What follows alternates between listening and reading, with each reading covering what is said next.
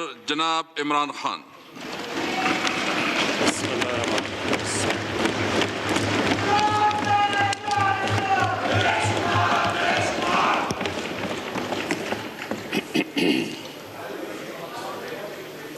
बिस्मिल्लाहिर्रहमानिर्रहीम। इय्याका नअबुदु व इय्याका नस्तईन।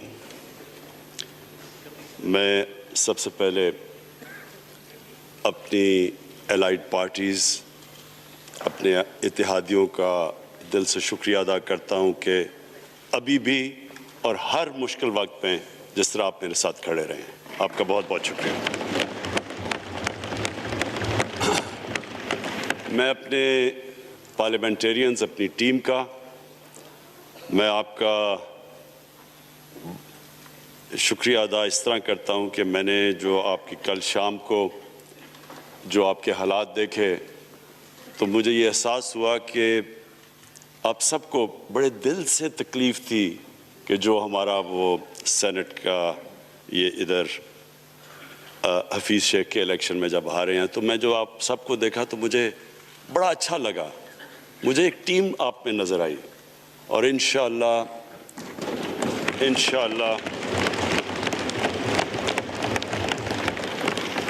ये हमारी टीम मजबूत होती जाएगी, क्योंकि देखें अल्लाह कहता है कि मैं तुम्हारे ईमान को बार बार आजमाऊंगा।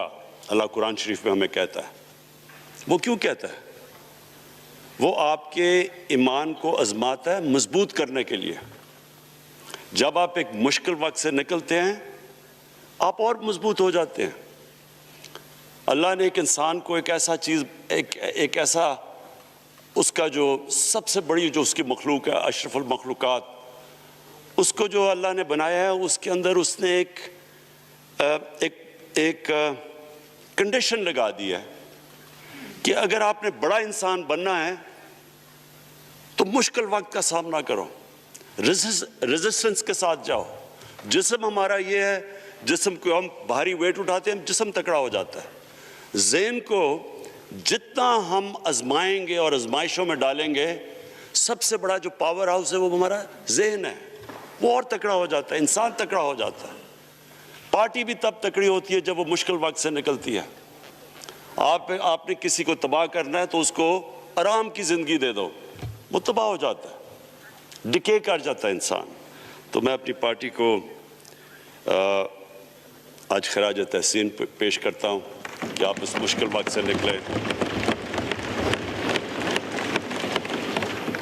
बड़े मुझे इंडिविजुअल MNAs का पता है कि उन्होंने कितनी कोशिश की यहाँ पहुँचने के लिए, आज इस वोट के लिए। तो मैं और मुझे कईयों की तबीयत भी ठीक नहीं थी, तो मैं आप सबका आज शुक्रिया अदा करता हूँ। आज मैं अपनी पार्लियामेंट्री पार्टी के साथ भी, और जो मेरी आवाम आज ये देख रही है, मैं उसके सामने जो बात रखना चाहता हूँ वो ये कि देखें, हमें ये कभी भूलना नहीं चाहिए कि ये पाकिस्तान क्यों बना था।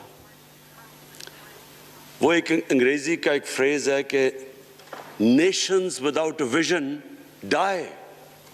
कौम का जब अपना मकसद अपने नजरिए से पीछे हटती है, मर जाती है कौम। कौम में किसी मकसद के लिए बनती है। हम अपने वो जब तक वो पता नहीं हमें हम अपने बच्चों को नहीं बताएंगे, खुद हम जो आज लीडरशिप है, मेरा गलती से हाथ इधर चला गया, इधर की लीडरशिप मैं कह रहा हूं, जो हमारी लीडरशिप है उसको पता होना चाहिए कि ये बहुत बड़ा अजीम ख्वाब था पाकिस्तान का। इलामा इकबाल को नहीं पता था कि अगर पाकिस्तान बनेगा तो आज जिस तरह हमारे 20 करोड़ मुसलमान हिंदुस्तान में रह जाएंगे, तो वो तो सारे पाकिस्तान में नहीं आ सकते थे। तो इलामा इकबाल का क्या वजह थी पाकिस्तान बना ख्वाब देखने की? उनकी वजह ये थी कि हमने एक दुनिया को मिसाल देनी थी, कि असल में एक मॉडल बनाना था कि असल में एक इस्लामी रियासत क्या होती है। और वो बेस किसके ऊपर कर रहे थे पाकिस्तान की इस्लामी फलाई रियासत जो हमारी ऑब्जेक्टिव रेजोल्यूशन में है, नबी सल्लल्लाहु अलैहि वसल्लम की मदीना की रियासत जो उनकी सुन्नत थी, जो दुनिया की तारीख की पहली फलाई रियासत बनी थी, जिसमें बहुत बड़े बड़े मॉडर्न जो आज के प्रिंसिपल्स, वो प्रिंसिपल्स तय किए गए थे, वो रियासत बनी थी। और वो रियासत एक मॉडल ऐसा था कि उसके बाद एक जिनको कोई जानता ही नहीं था, एक कौम, एक अरब कबीलों में तकसीम हुई कौम जिसकी हैसियत ही कोई नहीं थी,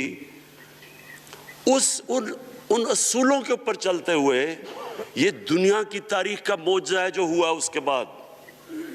ये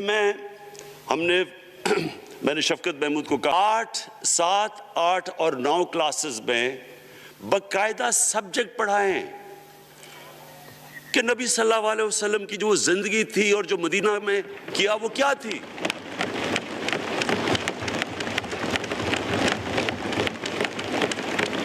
ताकि उनको पता चले कि इस मुल्क का मकसद क्या था। बड़े लोग जो पाकिस्तान नहीं चाहते थे वो क्या कहते थे? वो कहते थे कि पाकिस्तान तो बन गया तो आपने तबाह, जो मुसलमान हिंदुस्तान में रह गए उनको आपने सेकंड क्लास सिटीजन बना के छोड़ दिया है। आज बेचारे मुसलमानों से क्या हो रहा है वहाँ?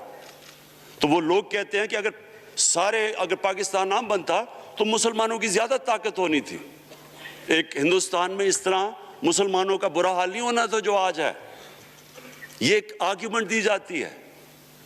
और अगर हम पाकिस्तान को जिस मकसद के लिए बना था, अगर हम उधर नहीं लेके जाएंगे तो वो ठीक कह रहे हैं। ये तो नहीं था कि वहाँ टाटा बिरला थे जो अरबोपति और यहाँ ये शरीफ और जरदारी अरबोपति बन जाए, इसलिए तो नहीं पाकिस्तान बना था। ये एक बड़ी हमें रियलाइन करना चाहिए अपने नज़रिए की तरफ। हमें अपना रुख चेंज करना चाहिए वापस कि ये बड़ा अजीम ख्वाब था पाकिस्तान का। और वो जो तारीख थी, वो जो असूल उन्होंने सेटअप किए, जिन लोगों की हैसियत ही नहीं थी, ये तारीख का हिस्सा है कि उसके बाद उन्होंने देखते देखते 15, 20, 30 सालों के अंदर दुनिया की इमामत की। सिर्फ इमामत ही नहीं कि वो तो मंगोलियों ने भी दुनिया बड़ी जल्दी से फतह कर ली थी, चंगेज़ खान ने भी बड़ी जल्दी उसकी फौजों ने फतह कर ली थी। 100 साल के बाद वो ख़त्म हो गए थे। उन्होंने एक दुनिया की अजीम सिविलाइजेशन, जो टॉप साइंटिस्ट थे, सारे दुनिया के टॉप साइंसदान, एक अजीम कल्चर। और सबसे बड़ी बात जो मैं ये कहना चाहता हूँ, उन्होंने एक मॉरल स्टैंडर्ड सेट की दुनिया में। जब मुसलमान गए इंडोनेशिया और मलेशिया, वहाँ तो कोई मुसलमान की फौज नहीं गई, वहाँ तो कोई तलवारों से नहीं फतह किया। मुसलमान ताजरों का वहाँ किरदार देख के लोग हैरान हो गए कि ये कौन लोग आए हैं जो बिल्कुल उनकी मोरालिटी ऐसी, ना वो कोई दगाबाजी करते थे, ना वो कोई धोखा देते थे, अपनी ज़ुबान पे खड़े हो जाते थे। लोग उनसे इम्प्रेस हो गए कि कौन सी कौम है। देखिए, इस्लाम हम गलत फहमी में हैं, ये समझते हैं कि जी तलवार से इस्लाम फैला था। इस्लाम फैला था कि वो एक इंसान के कैरेक्टर को रिफॉर्म करने आया था। हम जब अल्लाह से मांगते हैं, हम नमाज में एक ही चीज़ मांगते हैं कि अल्लाह उनके रास्ते पे लगा जिनको तूने नेमतें बख्शी, उनके नहीं जो गलत तबाही के रास्ते पे चले गए। सिर्फ नमाज में हम ये चीज़ मांगते हैं, हर रोज़ हम पढ़ के ये मांगते हैं। ये 2 रास्ते हैं, एक है तबाही का रास्ता, एक है अजमत का रास्ता। नेमतें किसको बख्शी? अल्लाह के पैगंबरों को। और जो दुनिया का सबसे अजीम इंसान, जो दुनिया का सबसे अजीम लीडर, जिसको अल्लाह ने सबसे ज़्यादा नेमतें बख्शी, हमारे नबी सल्लल्लाहु अलैहि वसल्लम। ना कभी इस तरह का इंसान आया, ना कभी आ सकता है। तो हमें रास्ता बताया कि एक उनका रास्ता है और एक दूसरा रास्ता है, तबाही का रास्ता है। और वो जो उनके रास्ते पे चलता गया, वो एक अजीम इंसान बनता गया। एक किताब है, मैं अपने लोगों को रिकमेंड भी करता हूं कि दी अरब कॉन्क्वेस्ट, वो पढ़ने वाली किताब है। उसमें बताते हैं कि जब मुसलमान एकदम देखते देखते दुनिया में फैल गए तो कोई एक आदमी नहीं था। एक तो बड़े अजीम सिपा सलार था खालिद बिन वलीद, लेकिन वो जो भी बनता था वो जनरल अजीम बन जाता था। वो उस किताब के अंदर लिखी अंग्रेज ने है। वो कहते हैं इसकी कोई एक्सप्लेनेशन नहीं है कि ये कैसे सारी दुनिया पे छा गए। ना इनके पास कोई लेटेस्ट वेपन्स थे, एक तरफ रोमन्स थे, दूसरी तरफ पर्शियंस थे, वो तो सुपर पावर्स थे, हथियार तो उनके पास थे। ना इनके पास हथियार, नंबर्स में भी वो ज्यादा थे, उनकी फौजें भी ज्यादा थी, लेकिन वो सारी दुनिया पे फैल गए और एक ऐसा सिविलाइजेशन बना कि ज्यादातर तो मुसलमान नहीं थे, वो भी उनको मानते थे, क्योंकि उनकी इखलाकियात, उनका अदल और इंसाफ का निज़ाम, उनका कैरेक्टर, उसकी वजह से लोग आए हैं। यहाँ जो हिंदुस्तान में इस्लाम फैला है, ये हमारे जो बड़े बड़े बुजुर्ग थे, दाता साहब, बुल्ले शाह, निज़ामुद्दीन औलिया और बाबा फरीद, ये लोग थे। इनको लोग देख के, इनके किरदार से, इनके इंटेलेक्ट, इंसानियत से लोग मुसलमान हुए। तो हम आज, मैं जो ये सेनेट इलेक्शन हुआ है, मैं अपनी कौम को यहाँ, यानी मुझे शर्मिंदगी होती है स्पीकर साहब कि हम वो किधर वो ख्वाब और किधर बकरा मंडी बनी हुई है एक लोगों को खरीदने के लिए, और सबके सामने। यानी हमें एक महीने से पता था कि किया जा रहा है इस सेनेट इलेक्शन में, और मुझे हैरत हुई कि इलेक्शन कमीशन कहता है कि जी ये तो पता नहीं कोई हम आज़ाद इंस्टीट्यूशन है, या मैं उनकी कोई आज़ादी के ऊपर ले रहा था, या जी बड़ा ज़बरदस्त इलेक्शन। अच्छा, कहते जी बड़ा अच्छा इलेक्शन करवाया है। ये मुझे और इससे तो मुझे और सदमा हुआ है कि अगर ये इलेक्शन अच्छा आपने करवाया है तो पता नहीं बुरा इलेक्शन क्या होता है।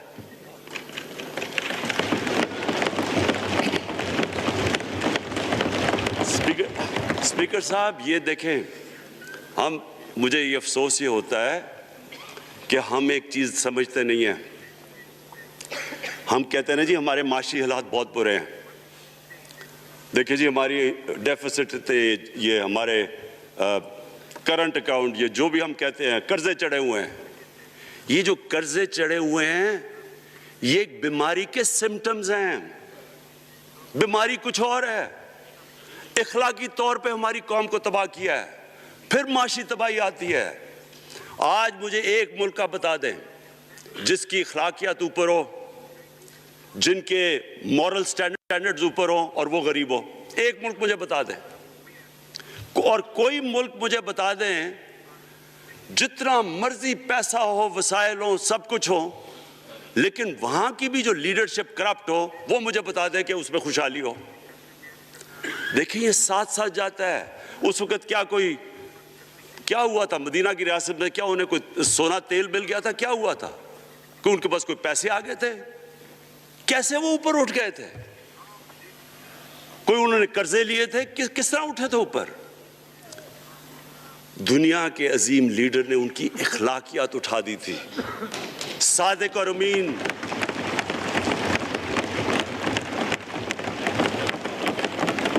एक कौम, उन्होंने हमें बताया, हमें कुरान में अल्लाह हुक्म करता है कि उनकी सुन्नत पे चलो। अल्लाह जब हमें कहता है उनकी सुन्नत पे चलो, क्या हम अल्लाह को कोई फायदा पहुंचा सकते हैं? हमारी बेहतरी के लिए कहता है। कुरान शरीफ में सब कुछ हमारी बेहतरी के लिए अल्लाह ने, ये तुम्हारे लिए बुक ऑफ गाइडेंस है हमेशा के लिए, और ये हमारी बेहतरी के लिए है। तो वो जब हमें कहता है कि नबी सल्लल्लाहु अलैहि वसल्लम के रास्ते पे चलो, वो हमारी बेहतरी के लिए कहता है। और मैं, जिसने इस उम्र में सारी दुनिया देख लिया है, स्पीकर साहब, मैं आपको बताऊं, मुझे तकलीफ होती है देख के। जब मैं ये मगरबी मुल्कों में जाता हूँ, स्कैंडिनेविया में, स्विट्ज़रलैंड में, आप वहाँ के अखलाकी स्टैंडर्ड्स देखें, उनकी मॉरल स्टैंडिंग्स देखें, शर्म आएगी आपको कि जो हमारे मुल्क में हो रहा है। और ये जो सेनेट का इलेक्शन हुआ है, आपको अफसोस होगा कि हम वो किसकी उम्मत हैं, हम किसकी उम्मत हैं, किसके नाम पे पाकिस्तान का मतलब क्या, ला इलाहा इल्लल्लाह, उस पे ये हमारा मुल्क बना था। और आज देखें, एक करप्ट आदमी, दुनिया में साबित किया हुआ करप्ट आदमी आसिफ जरदारी, दुनिया में उसके ऊपर लिखा हुआ है कि मिस्टर 10%, मजमून लिखे हुए हैं, फिल्में बनी हुई हैं उसके ऊपर। और उस मुल्क में लोग कहें जी एक जरदारी सब पे भारी, क्या कि वो रिश्वत देता है इसलिए सब पे भारी हो गया? क्या ये है हमारा मुल्क? दूसरी तरफ देखें, दूसरी तरफ यहां बैठे हुए हमारा लीडर नवाज शरीफ, और नवाज शरीफ एक डाकू, मुल्क को 30 साल से लूट के मुल्क से बाहर भागा हुआ है, झूठ बोल के बाहर भागा हुआ है। सारे मुल्क के सामने हमें कैबिनेट में हमने 6 घंटे में बताया जी उसको ये भी बीमारी है, उसको ये भी बीमारी है, उसको ये भी बीमारी है, वो शायद वो जहाज पे भी ना चढ़ सके, वो शायद मर जाएगा। शीरीन के आंसू आ गए कैबिनेट में, और शीरीन के आंसू आने आसान काम नहीं है स्पीकर साहब। तो हमने उसको वहां, जैसे वो जहाज पे चढ़ा, जैसे वहां गया, वो एकदम ही तब्दील, और आज वहां जाके तकरीरें कर रहा है, वहां बैठ के स्कीमें कर रहा है, वहां बैठ के प्लानिंग करके जी उसे इतना पैसा दो, उधर इधर पैसा खिलाओ। सारी इनकी एक कोशिश है, जब से हम 2.5 साल से हुकूमत आई है, ये सारे बड़े बड़े डाकू इकट्ठे होके ये समझ रहे हैं कि इमरान खान को कुर्सी का इतना शौक है कि इसके ऊपर इतना प्रेशर डालो कि ये जी हमें जिस तरह जनरल मुशर्रफ ने एनआरओ दिया था ये भी दे देगा। जनरल मुशर्रफ, फौज उसके नीचे, अदलिया उसके कंट्रोल में सारी। मैं, क्योंकि मैं इधर मेंबर पार्लियामेंट था तब, ऑपोजिशन ना होने के बराबर, जो ऑपोजिशन के अंदर जो मेन आदमी था फजल रहमान, वो उसके साथ मिला हुआ था, वो 2 नंबर हमेशा से था, राइट।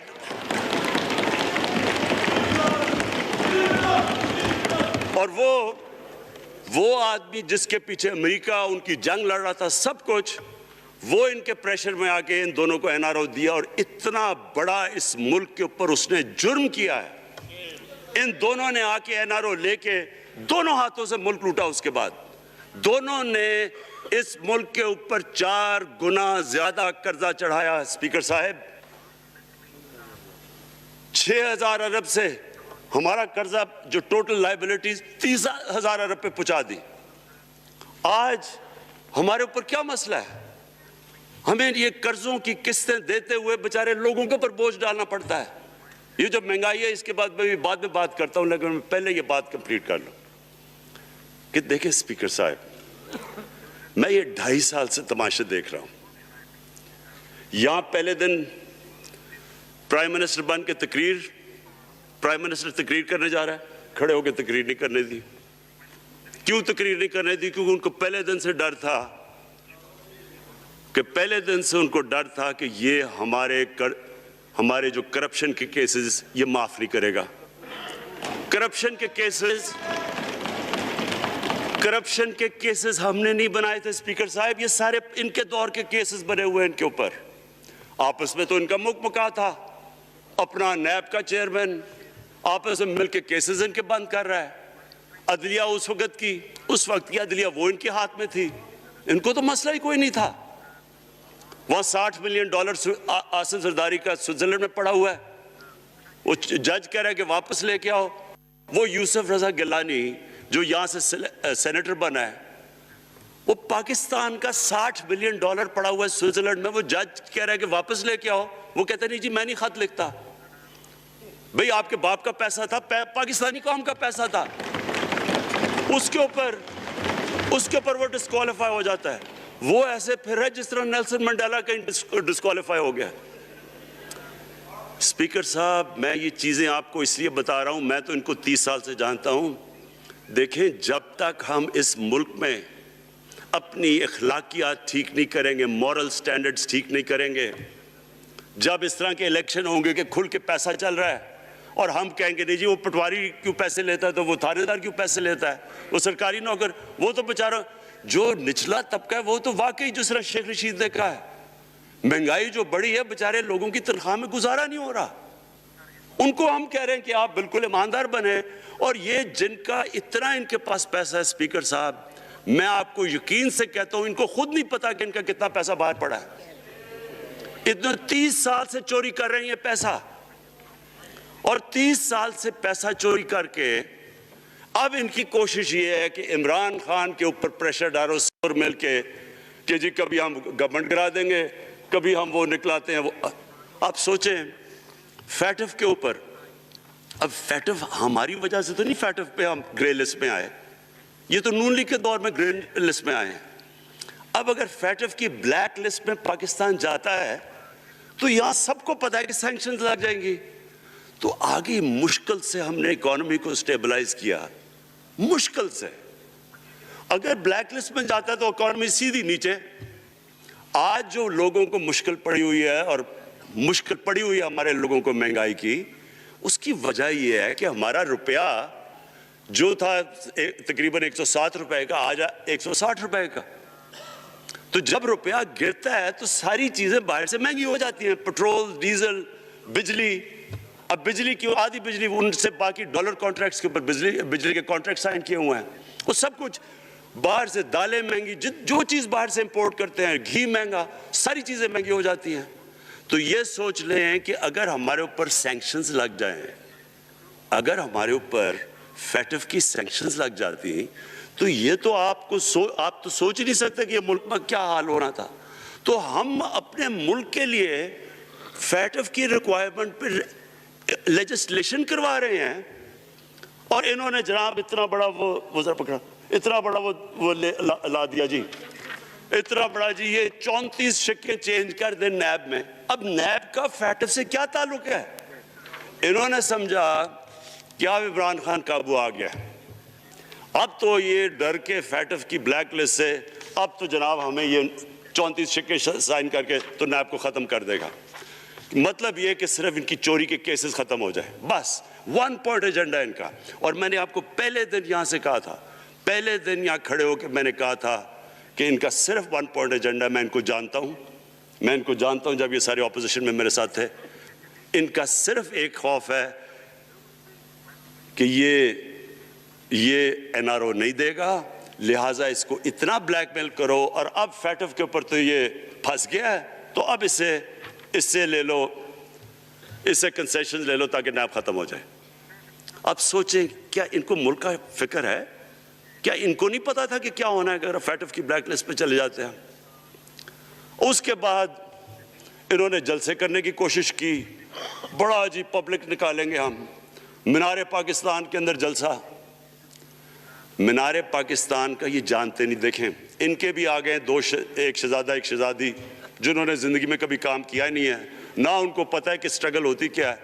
जनाब मीनार पाकिस्तान खुद ही अखबारों के अंदर अपने आप को पैसे खर्च करके, अखबारों में ज़रा नुमाया करके, जनाब इन्होंने मीनार पाकिस्तान में जलसा कर लिया।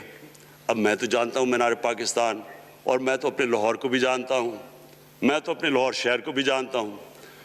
वो लाहौर शहर मुल्क का कोई पैसा चोरी किया हो उसके खिलाफ तो निकलेगा, लेकिन बड़े बड़े डाकू अगर वो समझ रहे हैं कि अपनी चोरी बचाने के लिए लाहौर शहर को निकालेंगे, तो वही हुआ जो इनके साथ मीनार पाकिस्तान में हुआ। अब आके जो और डॉक्टर फाहमीदा मिर्जा ने बड़ा अच्छा आपको एक्सप्लेन किया। उन्होंने बताया कि ये क्यों ज़रूरी था ओपन बैलेट। उन्होंने बताया कि इलेक्शन कमीशन की तो रिक्वायरमेंट है कि ऑनेस्ट हो, फ्री और फेयर इलेक्शन हो। तो इन्होंने 2008 में चार्टर ऑफ डेमोक्रेसी में कहा हुआ है कि जी ओपन बैलेट होनी चाहिए, दोनों पार्टीज ने। और उसके बाद एकदम वहां से दोनों सब उधर से भाग के और कहते नहीं जी खुफिया बैलेट होनी चाहिए। मैंने तब कह दिया कि खुफिया बैलेट का एक मकसद था, सारे मिलकर कोशिश करेंगे कि हफीज शेख को हराएं, और वो जो आदमी जीता है पाकिस्तान का करप्ट तरीन आदमी। मैं एक चीज आपको आज कहता हूं, यूसुफ रजा के आप सिर्फ एसेट्स देख लें, प्राइम मिनिस्टर बनने से पहले थे और उसके बाद क्या एसेट्स है, भाई एक चीज देख लें, कोई आपको कुछ करने की जरूरत नहीं है। आपको पता चलेगा इन्होंने इसने क्या किया अपने ज़माने में, तो उसको ला के यहाँ बैठा के तो जनाब इन्होंने सा लगा के, और हमें सब पता था क्या हो रहा है, और उसको जाके जनाब इन्होंने हरवा दिया हफीज शेख को। अब क्या पैगाम गया सारे मुल्क में, इसका मैंने क्यों ये आज वोट ऑफ कॉन्फिडेंस ली है, इसका क्या पैगाम गया दुनिया में? सारे लोगों के सामने ओपन हॉर्स ट्रेडिंग, लोगों को रातों को कॉल कर रहे हैं, या मैं तो खास दाद देना चाहता हूँ, मेरे मेंबर्स बैठे हैं, ख्वातीन बैठी हैं जिनको कॉलें गई हैं रात कि जी 2 करोड़ से रेट शुरू होगा, हम अब आपको आगे पैसे देंगे। इनको सारों को पैसे ऑफर कर रहे हैं। और फिर अगर मैं सिर्फ इलेक्शन कमीशन को एक चीज़ कहना चाहता हूँ, आप मेहरबानी करें पाकिस्तान की एजेंसी से सिर्फ एक सीक्रेट ब्रीफिंग लें, आप इनको अंदाज़ा होगा कितना पैसा चला इस इलेक्शन के अंदर, पता चलवाएं क्या हुआ इस इलेक्शन में, ताकि आप इस तरह की स्टेटमेंट ना दें कि जी हमारी कोई आज़ादी ख़त्म कर रही है। मैं आपकी आज़ादी ख़त्म कर रहा हूँ ये कह के आपके कि ये जो इलेक्शन में हुआ है। स्पीकर साहब, मैं आज इस ओकेजन के ऊपर, क्योंकि मुझे इस पे काफ़ी, मैं 2.5 साल ये बड़ी चीज़ें बर्दाश्त करता रहा हूँ, और मैं इसलिए सब्र से करता रहा हूँ क्योंकि मुल्क इतना हमारा मुश्किल में है।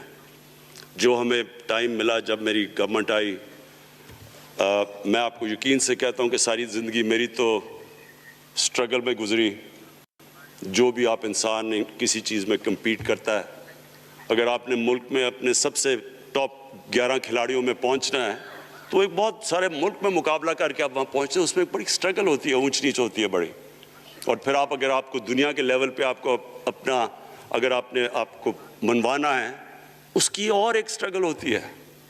और मेरी उससे ज़्यादा बड़ी स्ट्रगल थी कि एक आदमी जाके हॉस्पिटल बनाने की कोशिश करे, और वो भी कैंसर हॉस्पिटल, तो एक वो बहुत बड़ी स्ट्रगल थी। फिर पॉलिटिक्स में लंबी स्ट्रगल रही है, अकेला थोड़ा से लोगों के साथ शुरू हुआ था, और स्ट्रगल करके 14-15 साल तो मजाक उड़ता था मेरा, सारे हंसते थे जब नाम सुनते थे मेरा। तो एक स्ट्रगल करके यहाँ पहुँचा हूँ। जो ये 2.5 साल में स्पीकर साहब मैंने स्ट्रगल की है, ये मेरी ज़िंदगी की सबसे मुश्किल स्ट्रगल थी। और क्यों मुश्किल थी? क्योंकि जो ये 10 साल में, मैं इसको डेकेड ऑफ डार्कनेस कहता हूँ, एक एक इन्होंने तबाह किया।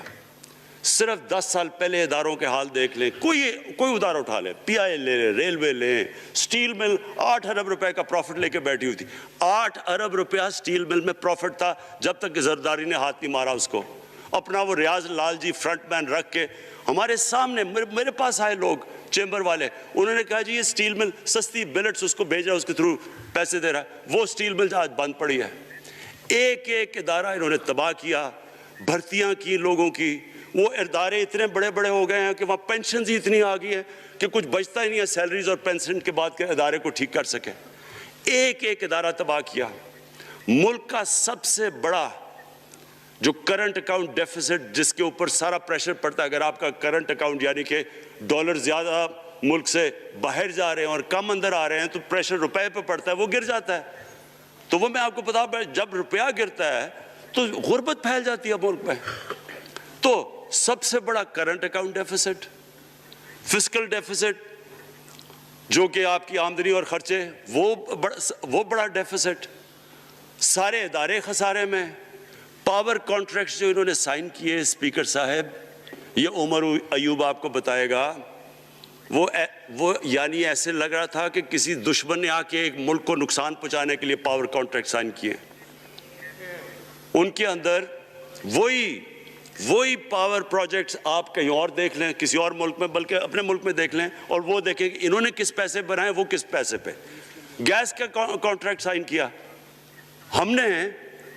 हमने आके उसी मुल्क से 30% कम पैसे पे गैस का कॉन्ट्रैक्ट साइन किया, इनका ही कॉन्ट्रैक्ट चेंज किया। सारी गवर्नमेंट, जब ऊपर से प्राइम मिनिस्टर लगा हुआ पैसे बनाने, प्राइम मिनिस्टर एक नौकरी कर रहा है किसके लिए? एक दुबई की कंपनी के लिए। कभी दुनिया में सुना है इस तरह? कभी ये मजाक सुना है जी कि मुल्क का प्राइम मिनिस्टर किसी दुनिया को दुबई की कंपनी के अंदर नौकरी कर रहा है? उधर से यहाँ डिफेंस मिनिस्टर उनका फॉरेन मिनिस्टर, वो दुबई की कंपनी से नौकरी कर रहा है, और वो एक मिनिस्टर, वो कुछ सुना है संतरी बना हुआ था किसी सऊदी अरेबिया की कंपनी में, मुझे नहीं पता। कभी ये सुना है ये मुल्क से, किसी मुल्क से ऐसा मजाक हुआ है? ये सारे तरीके थे इस मुल्क से पैसा मनी लॉन्डर करके बजाना। आज मुझे ये बताएं, मैं ये जो सारे हमारी ऑपोजिशन है, मैं इनसे सोचता हूँ, मैं कई दफ़ा इनकी शक्लें देख के पूछता हूँ इनसे कि क्या आप वाकई समझते हैं कि आप दोनों के लीडर ईमानदार हैं? क्या ये वाकई समझते हैं कि इनकी जो ये दौलतें बनी हैं ये ईमानदारी से बनी हैं? यानी क्या इनको कोई मुल्क की फिक्र नहीं है कि यहाँ का पैसा, क्या इनके बेटे हैं? मैं जरा मुझे ये बताएं, 3 दफ़ा मुल्क का प्राइम मिनिस्टर, उसके दोनों बेटे बाहर बैठे हुए हैं। मैं लंदन को जानता हूँ स्पीकर साहब, वो अरबों अरबों रुपए की प्रॉपर्टी है, वहां के बड़े बड़े रईस उन एरियाज में नहीं रह सकते जिधर इनके 2 बेटे रह रहे हैं। मुल्क से भाग गए जी, हम पाकिस्तानी शहरी नहीं हैं। क्यों पाकिस्तानी शहरी नहीं? क्यों यहाँ बता ही नहीं सकते कि वो पैसा किधर से आया जो इन्होंने इतनी इतनी बड़ी प्रॉपर्टीज ली हुई है। और ये कुछ नहीं है जो इन्होंने बेनामी प्रॉपर्टीज ली हुई है, किसी को अंदाजा ही नहीं है इनका कितना पैसा बाहर पड़ा है। जरदारी के पास क्या था पहले, उसकी जो बाहर प्रॉपर्टीज है। तो क्या इन लोगों को नहीं पता कि इस मुल्क का पैसा चोरी करके ये बाहर लेके जा रहे हैं और ये फिर भी उनकी सपोर्ट कर रहे हैं?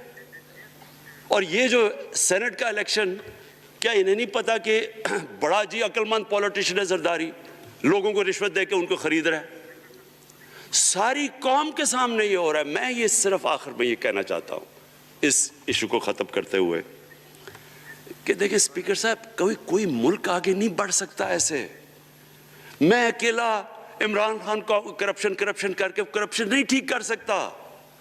मैं अदलिया को, क्या केसेस तो अदलिया में है या नैब के अंदर है, मेरा तो उनके ऊपर कोई कंट्रोल नहीं है। मैं आज पाकिस्तान की अदलिया को और नैब को, जो आपको मेरी गवर्नमेंट से मदद चाहिए कन्विक्शंस करने के लिए, सारी चीजें एक तरफ, ये इस मुल्क का सबसे बड़ा मसला है। जब तक आप लोगों को सजा ही नहीं देंगे,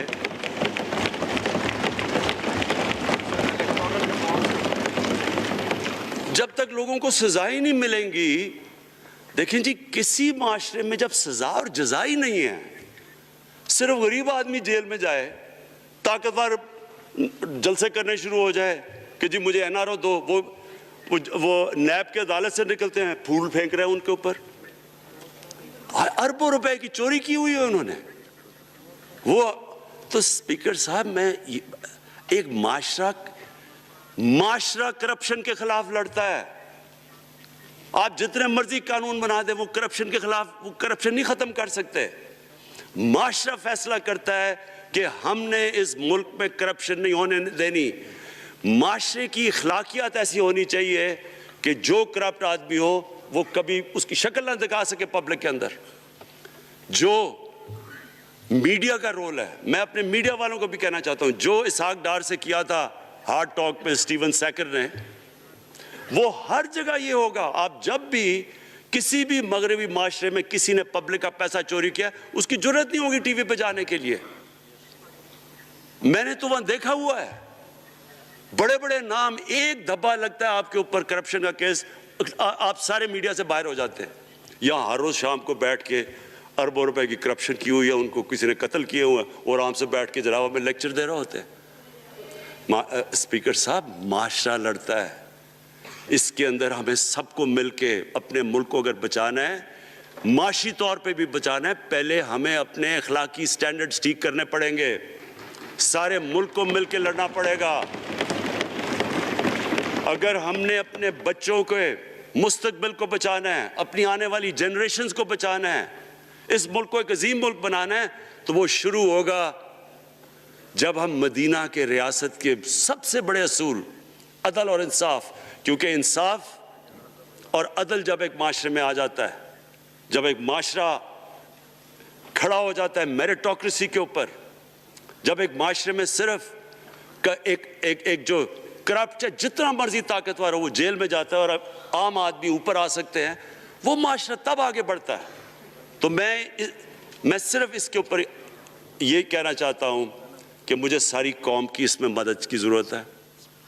मैं अपनी सारी ज़िंदगी कोशिश कर चुका हूं और करता रहूँगा। मैं तो अपनी पार्टी को ये भी कहा था कि अगर मेरी पार्टी सारी भी छोड़ दे, मैं अकेला भी इनके खिलाफ लड़ता रहूँगा। मैं तो कभी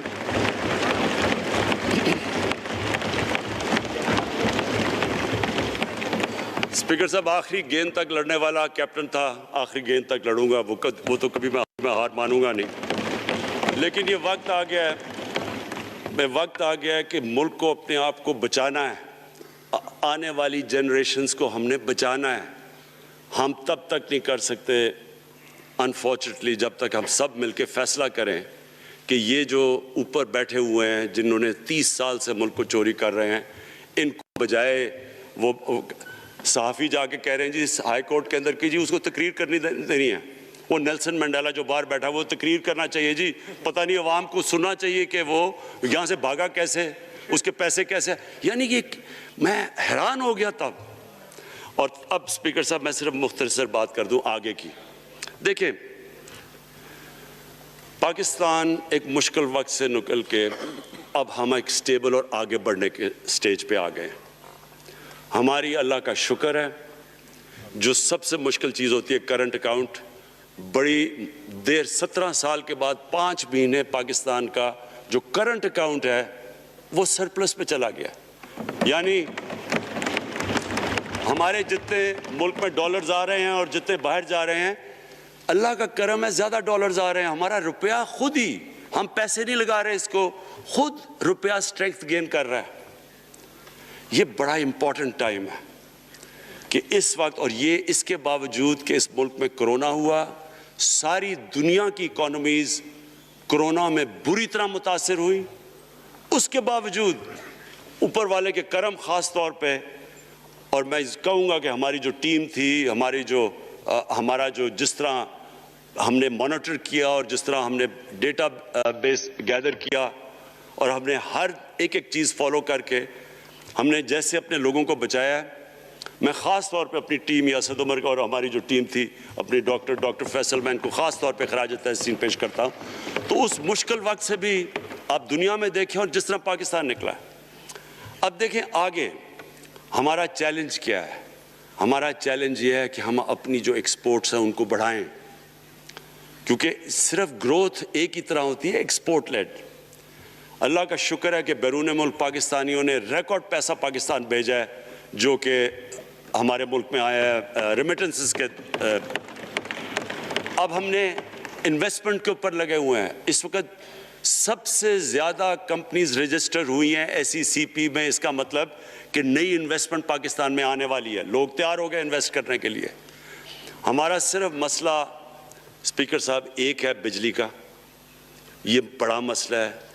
कॉन्ट्रैक्ट महंगे साइन किए हुए, जो कॉन्ट्रैक्ट साइन किए हुए हैं जिस पे वो बिजली प्रोड्यूस हो रही है, बदकिस्मती से वो अगर बिजली की कीमत बढ़ाते हैं तो लोग आगे और मुश्किलों में पड़े हुए हैं। बिजली की वजह से सब चीज़ें महंगी हो जाती हैं।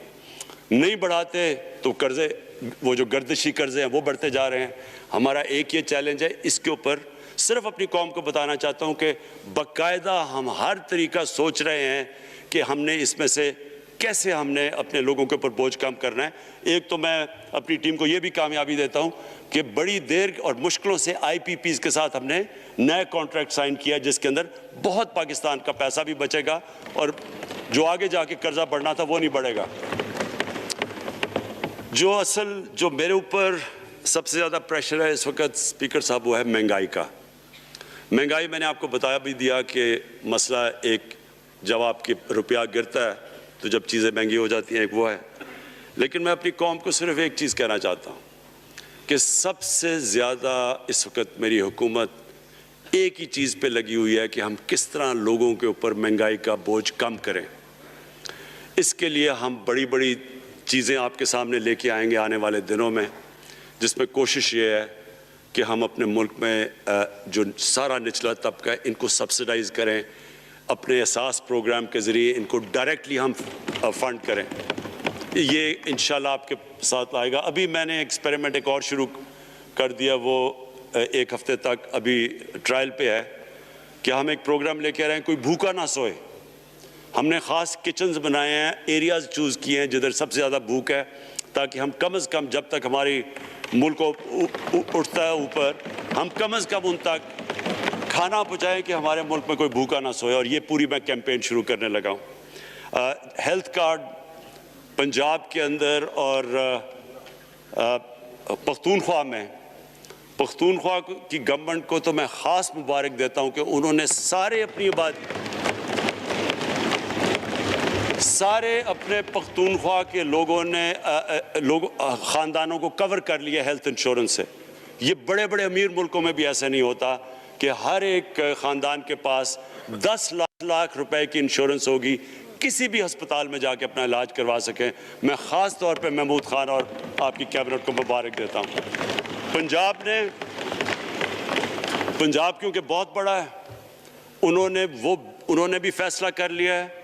उस्मान बुज़दार आपकी और आपकी टीम को मैं ख़ास मुबारक देता हूँ कि इस साल के एंड तक वो सारे पंजाब के अंदर हेल्थ कार्ड पहुँचा देंगे। ये एक आम आदमी के लिए सबसे बड़ी, कम से कम जैसे जैसे हम अपने मुल्क को उठा रहे हैं, तो कम से कम हम लोगों की बुनियादी ज़रूरियात पूरी करें।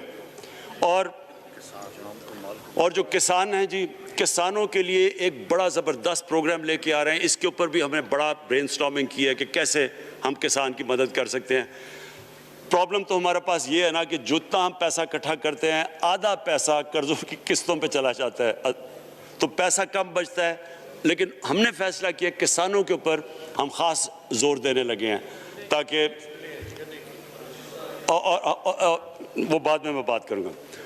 तो 2 चीज़ें और जी। देखिए,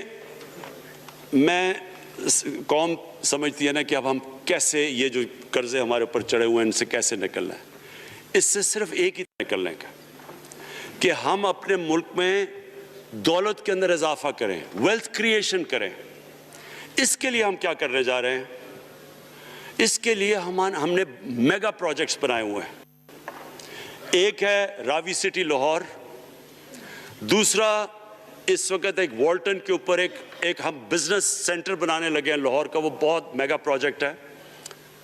और फिर तीसरा जो है एक जजीरा बंडल आइलैंड, कराची से थोड़े 1-2 किलोमीटर के फासले पे।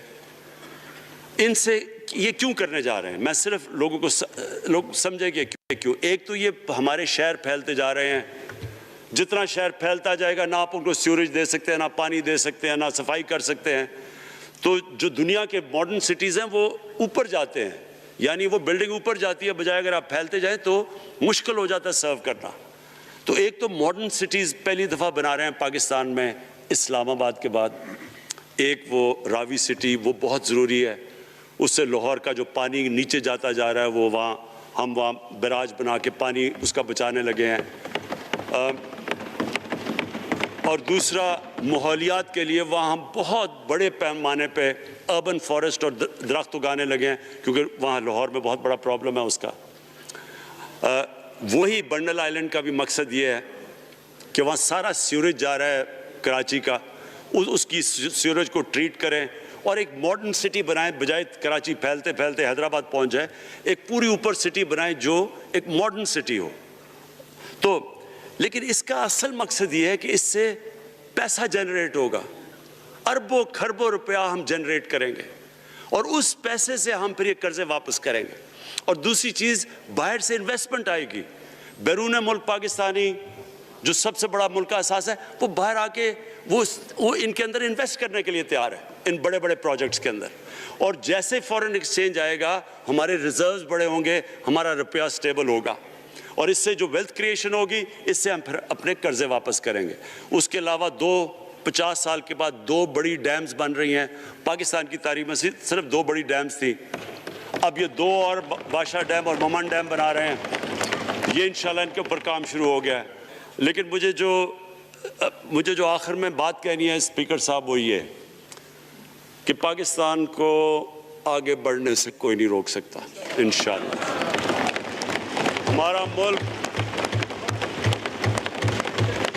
हमारे मुल्क में, क्योंकि मैं शायद ही लोग इतना अपने मुल्क को उन्होंने इस तरह देखा है जैसे मैंने सारा मुल्क फिरा हुआ हूँ। अल्लाह ने हर किस्म की नेमत दी है। इस मुल्क में जो पोटेंशियल है शायद ही किसी मुल्क में है। इसका जो लोकेशन है जियो स्ट्रेटिजिक, वो भी शायद ही किसी मुल्क के पास है। 12 मौसम अल्लाह ने दिए हुए हैं, यहाँ ऊपर से लेकर नीचे तक कुछ भी उगा सकते हैं।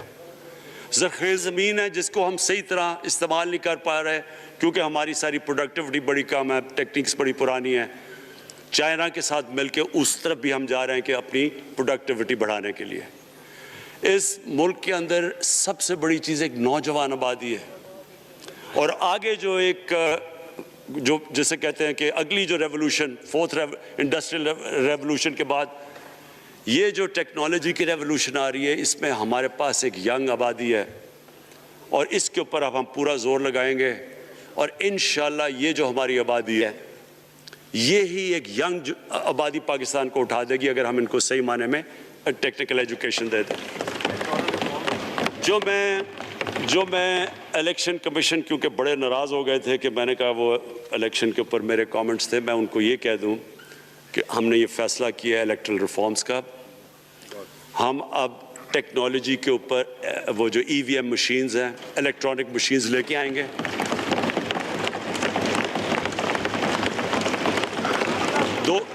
दो चीज़ें कर रहे हैं। ओवरसीज़ पाकिस्तानीज़ के लिए आप पूरे लगे हुए हैं कि ओवरसीज़ पाकिस्तानीज़ भी वोट डाल सकें, और दूसरी चीज़ इलेक्ट्रॉनिक मशीन्स लेके आ रहे हैं। और क्योंकि ये इलेक्ट्रॉनिक मशीन्स के बगैर हमें इलेक्शंस नहीं चाहिए, नहीं तो जो हारता है वो कहता जी धांधली हो गई। हमने उस तरह का सिस्टम लेके आ रहे हैं कि अमेरिका के अंदर जब डोनाल्ड ट्रंप ने कहा कि इलेक्शन में धांधली हुई है, सारे उन्होंने जब इलेक्शन खोला तो एक भी साबित कर सके धांधली हुई, क्योंकि इलेक्ट्रॉनिक मशीन्स थी, उनके पास वो सिस्टम था। इंशाल्लाह वो सिस्टम लेके आ रहे हैं ताकि हमेशा के लिए आगे से ये चीज़ ख़त्म हो जाए कि जो हारा था वो हार मानेगा, जो जीतेगा वो जीत। जिस तरह के इंशाल्लाह हमारी हुकूमत करेगी, जिस तरह के एज कैप्टन पाकिस्तान दुनिया की क्रिकेट की तारीख में पहली दफ़ा न्यूट्रल अंपायर्स मैं लेके आया था। बहुत बहुत शुक्रिया। Order. In exercise of the powers conferred by Clause 1 of Article 54 of the Constitution of Islamic Republic of Pakistan, I hereby prorogue the National Assembly session summoned on Saturday 6th March 2021 at 12:15 p.m. on the conclusion of its business. Like का button दबाएं, channel को subscribe करें, साथ ही घंटी के button को दबा दें ताकि आने वाली वीडियोस आपको मिलती रहें।